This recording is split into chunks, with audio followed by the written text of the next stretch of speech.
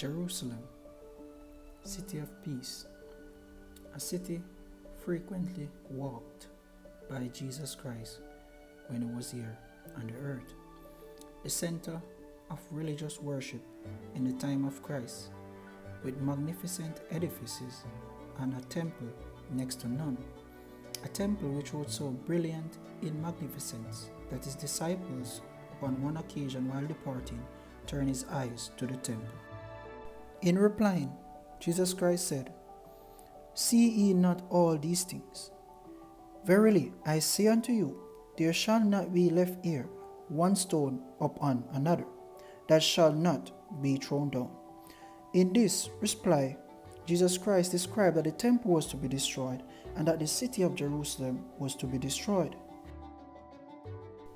AD 70, 39 years later, after Jesus Christ's prediction, the city of Jerusalem was besieged by Roman General Titus, along with his Roman legion, and the city was destroyed, and the temple also was destroyed as predicted. One writer, writing about the destruction of Jerusalem, had this to say: Christ saw in Jerusalem a symbol of a world hardened in unbelief and rebellion, and rushing on to meet the retributive judgment of a fallen race. If we look in our world today, we can see beautiful scenes, colorful flowers, right, lush countrysides, beautiful beaches. This reminds us of Jerusalem, city of peace. Jerusalem, the city of peace, had rejected the Prince of Peace. And if we look in our world today, the world is doing the same thing. It's rejecting the Prince of Peace. And the Bible reminds us. 2 Peter 3, verse 10 to 12 have this to say: "But the day of the Lord will come as a thief in the night, in which the heavens shall pass away with a great noise, and the elements shall melt with fervent heat. The earth also and the works that are therein shall be burnt up.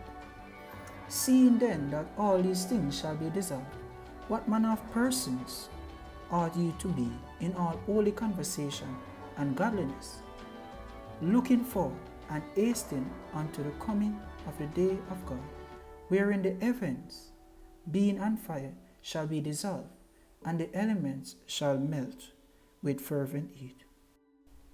Revelation 16, verse 19 says, "The great city was split into 3 parts, and the cities of the nation fell. Babylon the Great was remembered before God, to give her the cup of the wine of his fierce wrath." So according to Revelation 16, verse 19, the cities of the nation will be in desolation. And this means that the earth in this time will be in a desolation. If we read in Revelation 20, it says that this desolation will not last for 1,000 years.